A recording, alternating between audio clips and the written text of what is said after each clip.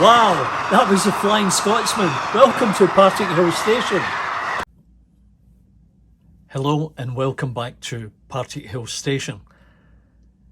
Today we're going to be having a look and a read through a couple of older magazines. So it's a tale of two magazines again. Following the last successful but a little bit controversial comparison of two magazines, I thought I would just follow up with a somewhat different format and look at some of the magazines from years back. And today we have the Railway Modeller from November 1990, and it was £1.50. I don't recall what I might have paid for it in Canadian dollars, but I'm guessing it might have been $5 or $6. And then the other one is Railway Magazine, and this one is from September 1989, and as you see it's £1.50, and the price has been scraped off. Not sure why that was. So let's start with this magazine. I hope you're all getting comfortable and you have your beverage of choice. So this is an interesting one because it's not specifically about modelling, but there's a number of interesting articles in here.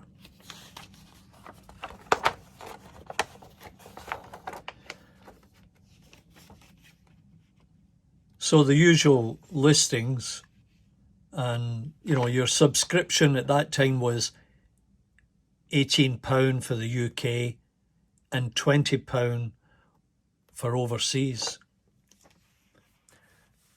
Now that may have been £20, might have been $50 or something in that range.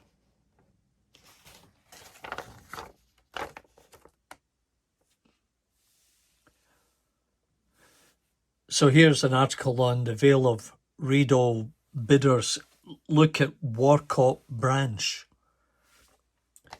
Now if you're from that part of the country, I'm sure you would find it interesting.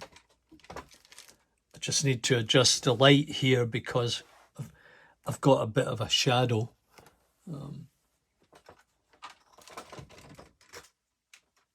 There, that's better. It's always best to get it set up properly. And this was an article by Stan Abbott, and he was at the Leeds conference on the future of the reprieved Settle and Carlisle line. So we have a class 47/4 number 47617, University of Stirling, en route to Warkop, with a set of condemned Mark I carriages for use in an anti-terrorist exercise, and that was taken on April 9, 1987. I guess they would have ended up destroyed unless they were fortunate enough to be saved and to be restored at a later date.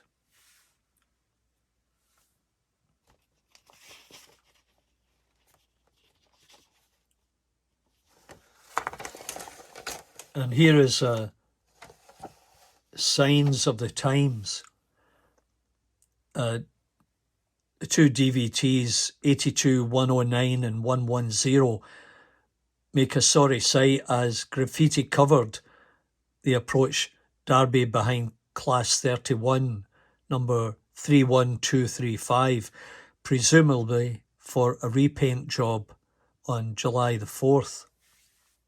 And the article goes on to say, perhaps The morons who disfigured the two DVTs pictured above might like to know what the cost of repainting them will run into thousands, not just hundreds of pounds. The graffiti problem has now reached epidemic proportions. It is already costing London Underground millions and makes the main line approaches to our major cities look even worse than they were before. Like several other unsavoury ideas, such as fried chicken boxes, the graffiti craze came from America, encouraged by sociologists who consider it to be a legitimate form of free expression. The idea simply spread and spread until it reached today's clearly unacceptable level. The spray can artists subject themselves to extreme danger every time they venture onto a railway property to carry out their immature scrawlings, and vigilance on our railway system must be lax in the extreme to allow such acts of vandalism to take place so openly and so open. Yeah, as someone who dabbles a little bit in art, as you can see on my Instagram channel, you can find it if you want under Charlie McGowan 1104. I can comment on this. I just don't agree with the whole thing about tagging, and it just destroys environments and reduces the place into something like a slum. Now, I have been in places like Chicago where everything's covered, and in Miami where they have a whole section of the city dedicated to tagging. And to all accounts, some of the world's best graffiti artists travel there and do their work, I guess, under license or approval. And all these buildings in what I think was an industrial area, but is now a sort of tourist attraction with bars and cafes and such like. And if you're into that type of thing, then that's a place to go. But please, keep your artwork off the trains. It's just horrible. And, you know, the cost of the repairs gets passed on to everybody else who travels the railways. Mr. Colin Driver, British Rail's director, rail freight, tries out the cab of the first class 60, number 60001, Steadfast, at the handing over ceremony at Loughborough on June the 30th. I wonder how many of you saw that. And there's the North Wales Coast Express, the steam train that is running thrice weekly. And you don't hear that word very often, thrice weekly, between Crewe and Holyhead this summer. It passes Moston on its return leg on June 27th, headed by Merchant Navy Pacific 35028 Clan Line. And here's an article about South African transport services. As a last tribute to mainline steam, SATS plans over the next 3 years to provide as much steam as possible on the Kimberley-De Aar line and to select a line where preserved steam operations will blend in with historical station buildings. Well, that's a great idea. And I've been to South Africa twice. Unfortunately, I didn't get to a location where they had the steam trains, although I did see a few diesel electric trains on on the way from Johannesburg up to Kruger National Park.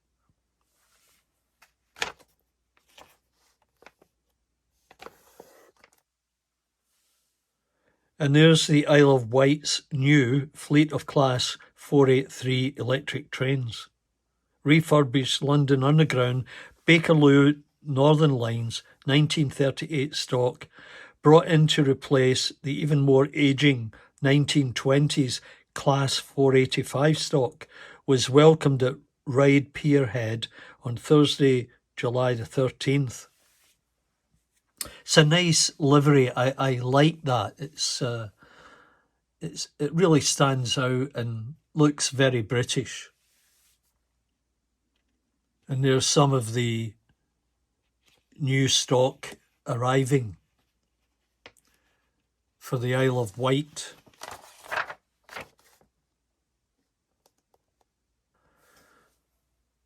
And there's a 10-year contract to transport most of the Scottish capital's domestic refuse out of the city by rail.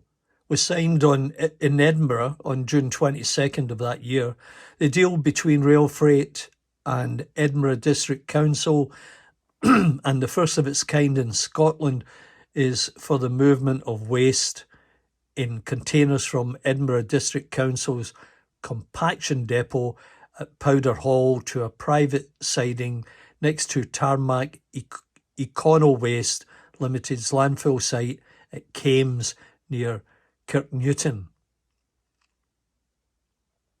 The 5 trains per week will each consist of 11 82-ton container wagons, each carrying 3 20-foot long containers. Each container will convey approximately 13.5 tonnes of domestic waste each trip. Edinburgh District Council, Tarmac Econo Waste and Rail Freight are investing more than £250,000 for new rail infrastructure at Powder Hall, Craigentinney Junction and Kames. Wow. That's an awful lot of crap to be moving around. I hope none of it spills out. Now here's an interesting one. Home to the Hills, the Great Marquee in the Highlands.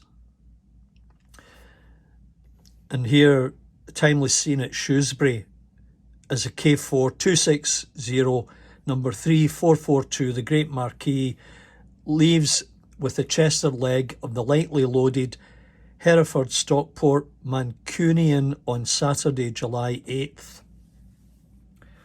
It's a nice looking local. And what I like about it is this particular shot here. I hope you're not getting too much of a glare. But the Glenfinnan Viaduct, what a fantastic sight. I've been here at the head of the loch looking towards the viaduct, and I was on top of the monument to Bonnie Prince Charlie, getting a spectacular view.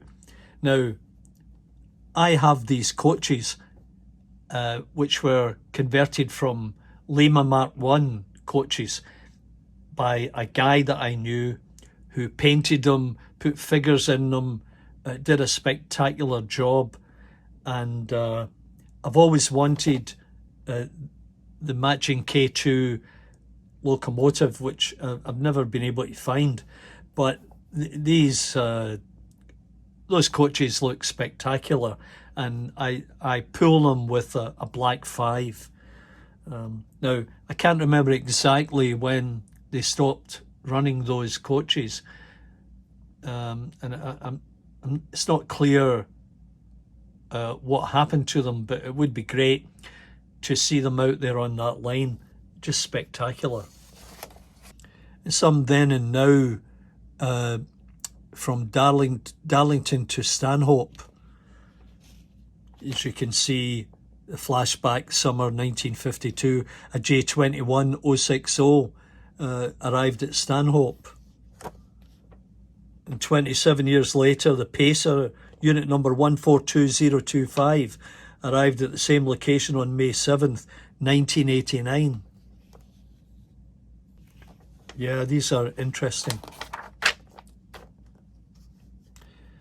There's a former North British Railway Pug, LNER Y9, the 040 tank engine 9547 at Eastfield Shed in Glasgow.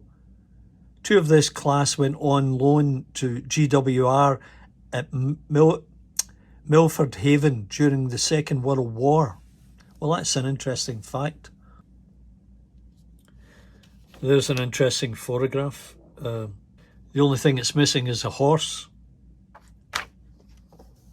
Now, the interesting thing about these magazines, and I just noticed it today, this page is 574 and it goes on to 618.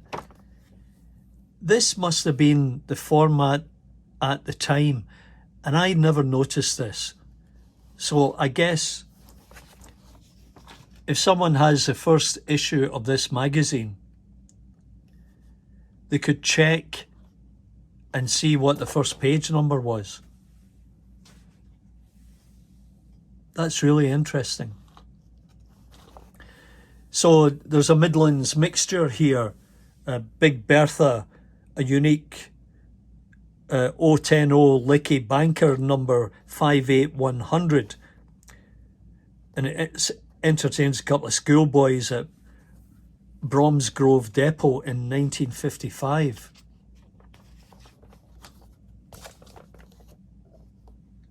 And the Fowler Class 4264, sorry, the Fowler Class 4 264T number 42339 and an unidentified Midland compound 440 await permission to leave Nottingham Shed April the 4th, 1954. And there's a K3 and a B16.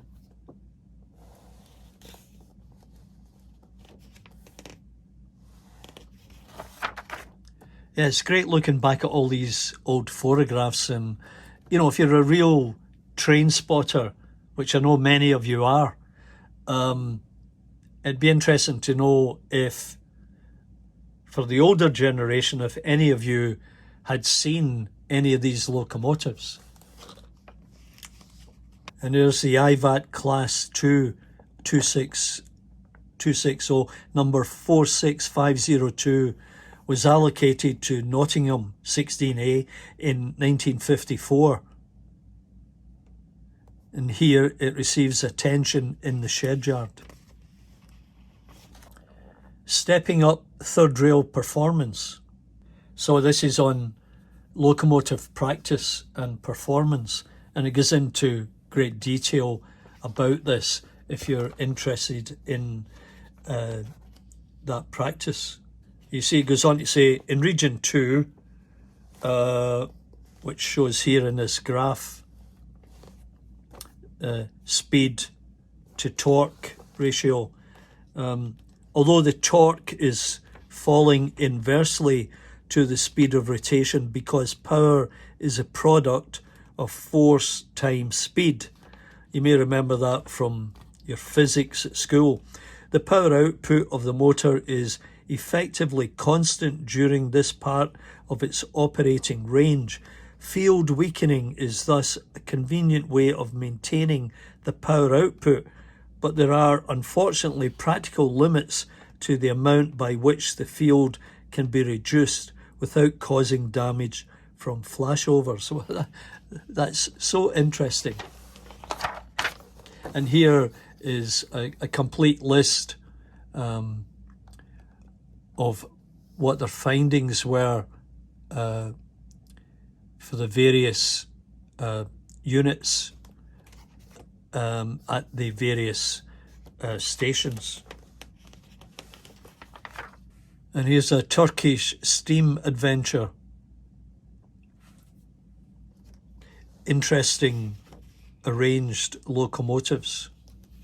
The sole surviving Robert Stevenson 282 number 46105, built in 1932 for the Ottoman Railway Company, is pictured near Kaspiner on the last rail journey day of the tour from Selkirk to Izmir on May the 24th. I wonder if you can still take a steam train ride in Turkey. I was in Istanbul, but all I saw was diesel electric units. Bucket spades and viaducts by the sea. I'm sure these are all still in existence, and it'd be interesting to see or know of what traffic uses them. And there's the brush factory. A stunning debut. 001 Steadfast. Now, this is interesting because you can populate your layout based on this article, these photographs. I mean, you can just imagine, you get your Airfix kits with the soldiers, if you can find them, and arrange them like so, with children walking in the opposite direction as they would have done and as they did in this photograph during wartime. And all the ladies cleaning up the locomotives in the shed.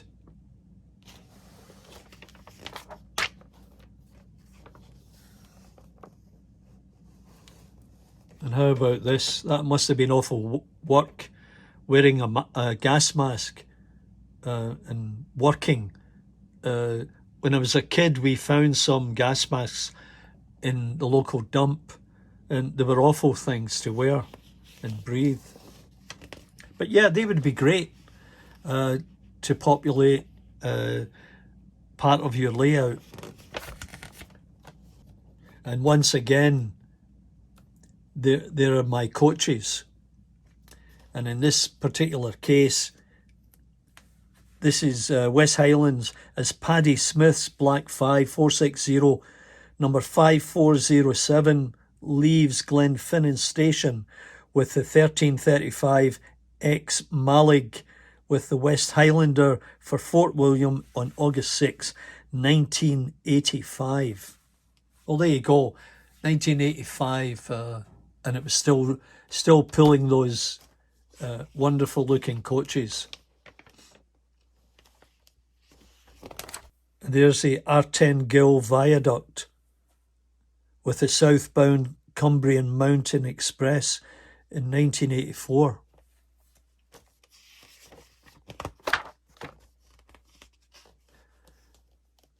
Now, Artie down in Australia would be interested in this, and I think what I'll do is I'll scan it and send it to him. The Flying Scotsman Australian Marathon. And you can see, Sydney to Parkes, Broken Hill, Port Augusta, up to Alice Springs, and down to Melbourne. And it created quite a stir when it was down there and drew large crowds. Here it is on the Picton Viaduct in New South Wales. Wow. For all you Aussies or expats that live in New South Wales, you should go and find that location and get some photographs and post them.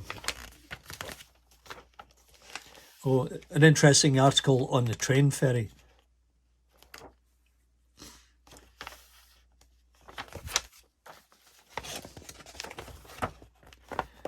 Boat of Garton.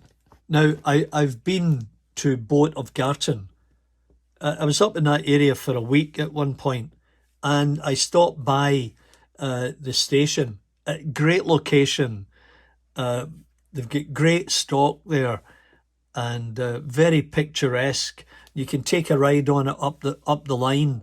But yeah, if you're heading up towards Aviemore, you got to go to Boat of Garton.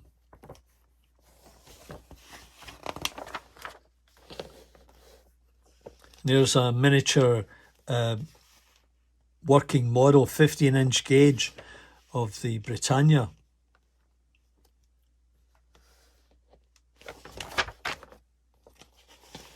And then various articles on traction and traffic.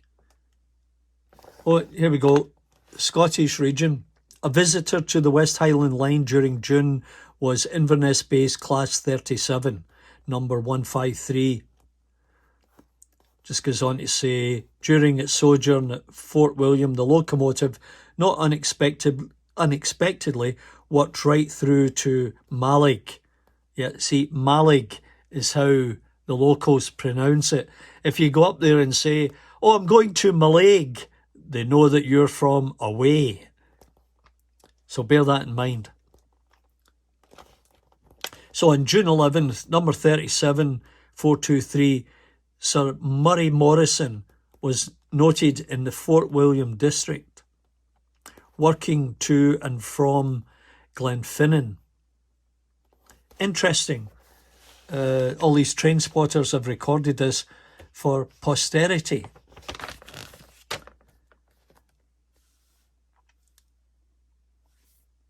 And there's the former LNWR 240 number 790 Hardwick piloting the ex-LNER Pacific number 4472 Flying Scotsman near Grange over Sands on May the 8th, 1976. Wow. In some books, for the record, meetings, adverts. Now the last page here was 789.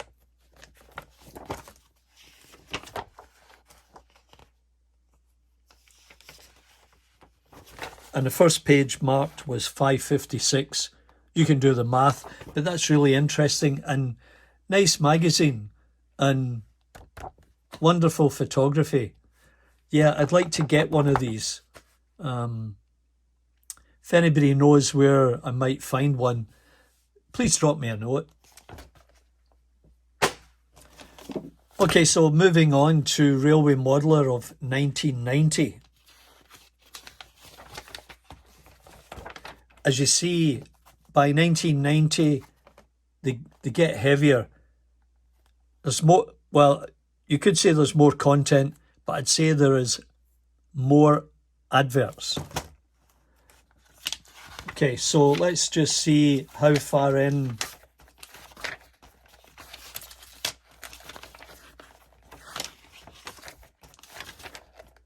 Okay, so we've got as far in as, in this case, that would be 45, because this page is 44A. So you see they've changed. Well, it's different on this one. That's 2A and that's 3A. So the format of page numbering is different on Railway Modeller. Now, I wonder why that was. So the cover is a 7mm scale, class 33. I wonder how that worked.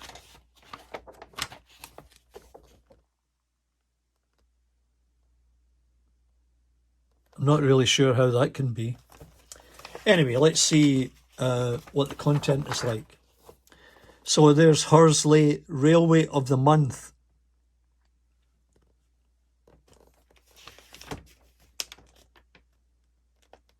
Looks like nice detail, nice modelling here. The M7 has taken its 2-car push-pull set as far along the platform at Hursley as possible. And there's the Q1. That's from a DJB kit. I wonder if you're familiar with that. Yeah, it is an unusual looking loco, isn't it? A nice detailing here in the station building.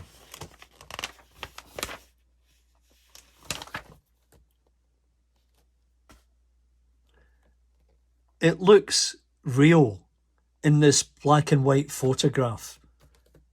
That is really well done. And there a scene coming out of the bridge, from under the bridge. And lots of detail here that you can copy. You know, the railing, the shed made of corrugated iron, a larger one in the background, wooden crates. Yeah, very nice.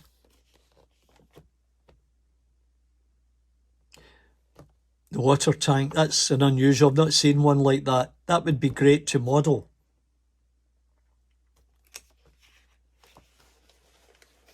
And there's a 2-coach Monzo push-pull set, post-war style.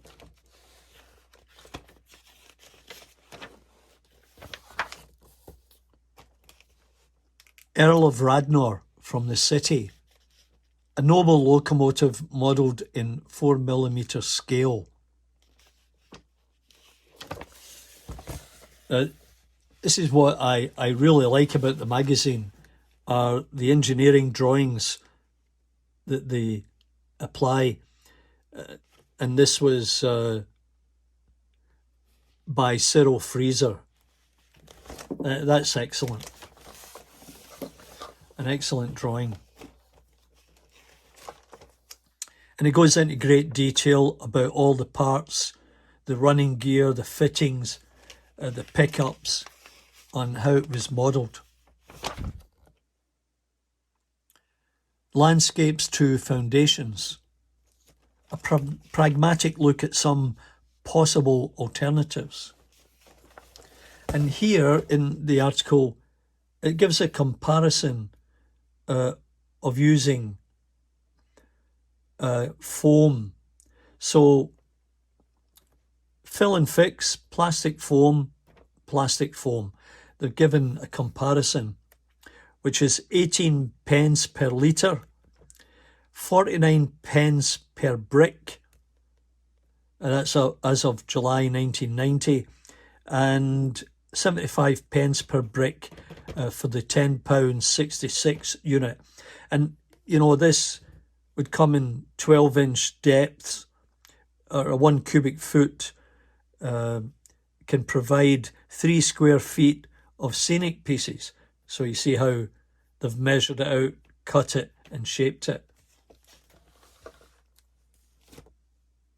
And they give you instructions for fill and fix and the dry foam, styrofoam, bloom fix, Florafoam product, and how to use them on your model. And give you a comparison between the expanded polystyrene and high density polyurethane, which most of you would use.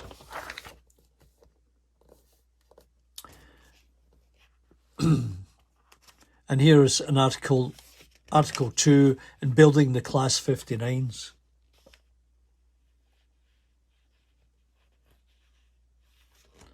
I'm sure many of you have this loco. And here's a model from the 3mm Society, their layout, Helston. Kind of end to end, as you can see here. But nice detail. And here you can make all that very easily. I made my own using stir sticks and polystyrene. and a nice building.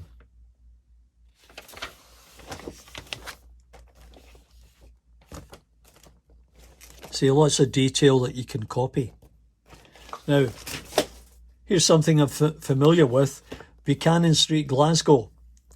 I lived there and took trains from there going on vacation with my parents. It was right sort of round the corner from Queen Street and closed down in the 60s. As you see here in the map, Queen Street's around the corner, and here's Buchanan Street. So the trains would leave Buchanan Street and would either go up via Springburn off to the West Highland line or across to Edinburgh, Perth and Falkirk. But these could also go to the Queen Street lower level. And I have this model, Class AL6. It would have been a suitable candidate for the revived Buchanan Street. It was subsequently renumbered into Class 86.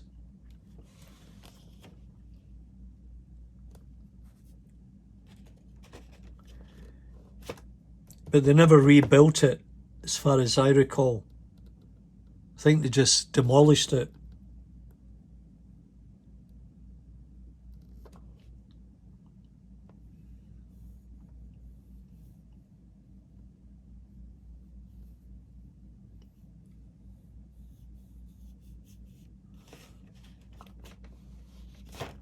Yeah, but there's a nice layout for a station for you.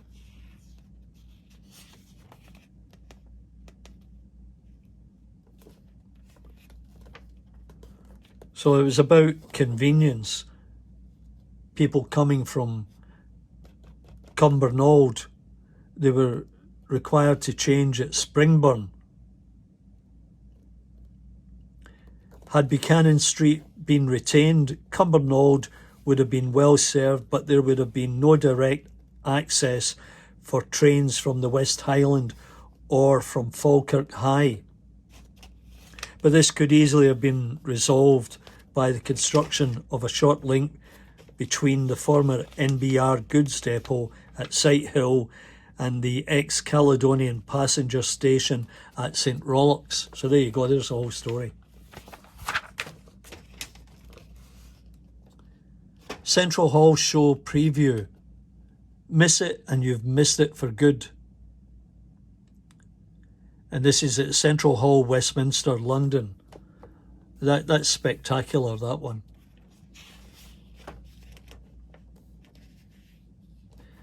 And Hardwood Grange, Harford Branch, Walsey, Main, Best of the New, Horsley, North Shields, Lidham Heath, and Tagny Gricio, to name but a few of the layouts that were at the show.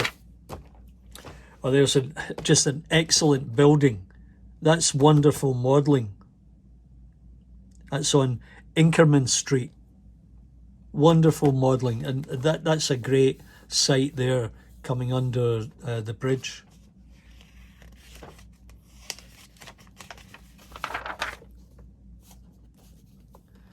Adlui 2. So this, of course, is the West Highland Station, and it still exists today, and it has been modelled many times by many enthusiasts. A very picturesque West Highland railway station. And there's the 37012 Loch Rannoch, greets a sister locomotive. Can't make out the number.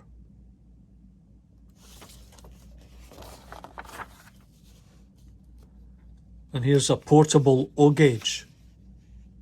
Yeah, looks very nice.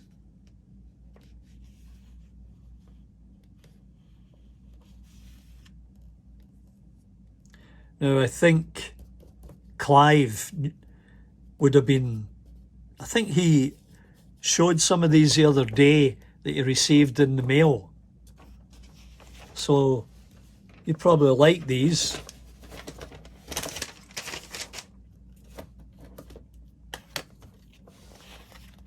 If you'd like these photographs, just let me know, Clive.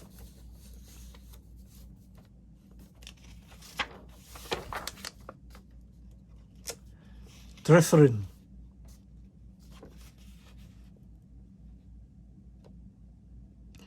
It's a Welsh 16.5 with the accent on scenery.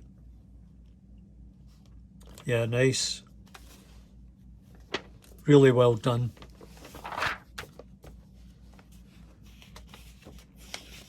Yeah, lots of detail.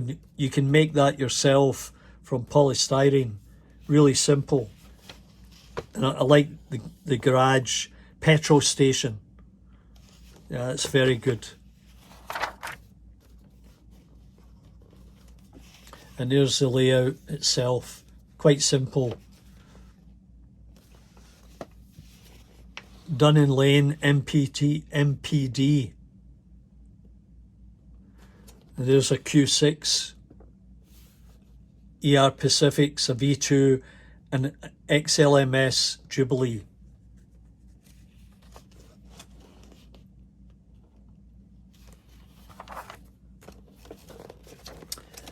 And here's some great detailing information.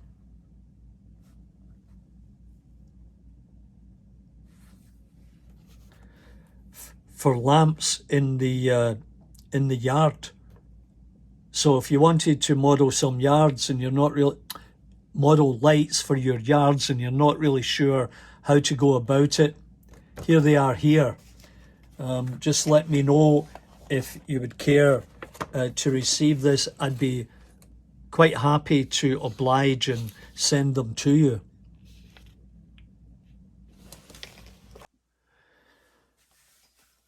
So this was listed for the junior modeler, a model locomotive test bed.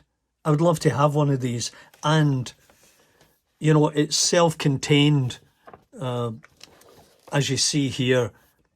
It's got a local holder, the test track itself with a spring balance, a rolling road.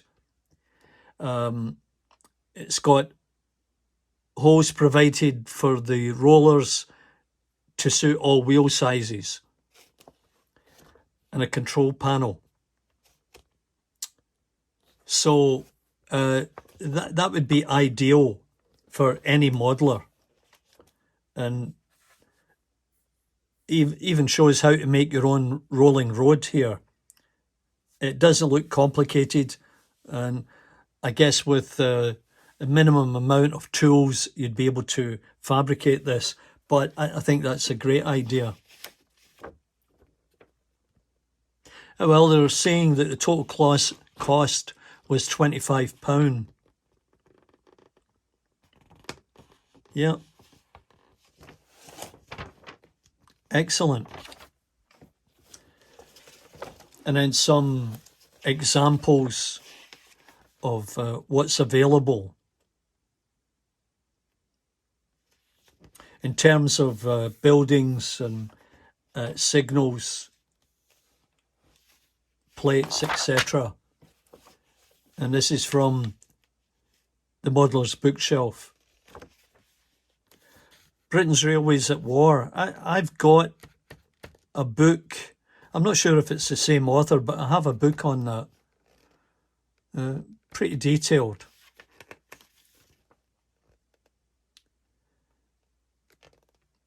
Here it's talking about the Gatwick Express. And there it is there. Class 73.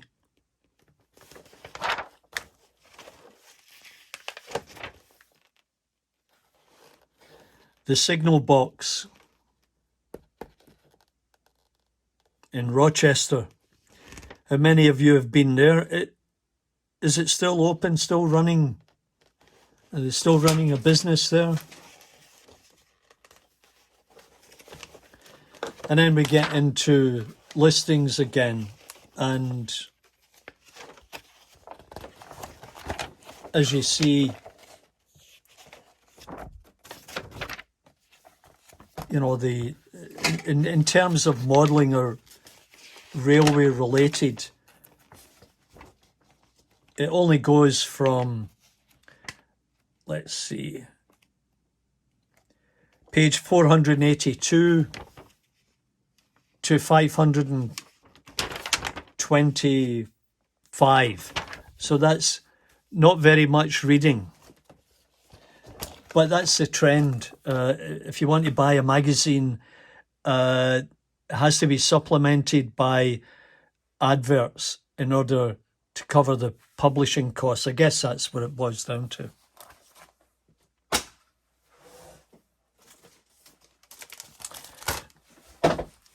So, you probably saw a recent video where I had these catenary kits sent over, and they look like really nice kits, and thanks Carol for packing these. And as you see, I haven't opened it yet. Now it is 00 scale, that's great, but you know, when I saw this, I thought, oh yeah, that's what I need, because I decided I'd maybe buy it and do it in comparison with a kit bashed set. Now the problem is these might not be high enough. I'll have to wait and see. So one of the tasks I'll be getting on with is pulling these out, building a set, see if they will work with this. If not, I have to go back to scale model scenery and purchase the masts. Now, I'm guessing that this here is the pack that I would need, unless the pack C is only for the girder. Now I have the receipt around here somewhere. I'll need to dig it out, but yeah, that's it. You have to scrutinize everything and make sure you're getting what you think you're getting or what you want. But you know, it might just work out fine.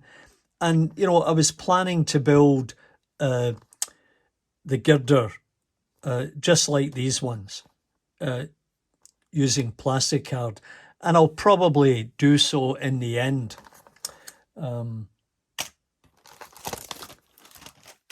Anyway, that was one thing, and I may have showed you these DVDs that I've got that I might either copy and post somewhere or maybe just give them away. So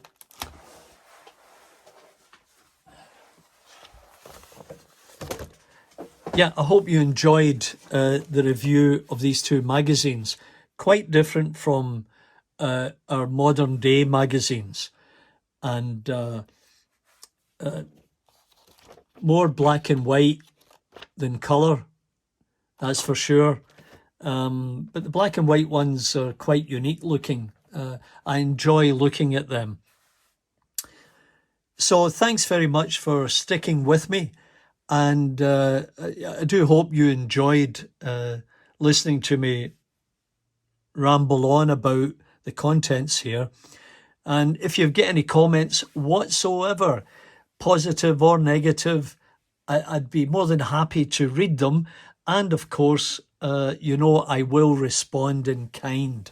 So, yeah, thanks very much for coming back to the station. Next time, I'll be in the other room where the layout is and hopefully have some trains running. So once again, thanks very much. Remember to give me the big thumbs up and we'll see you next time. Bye for now.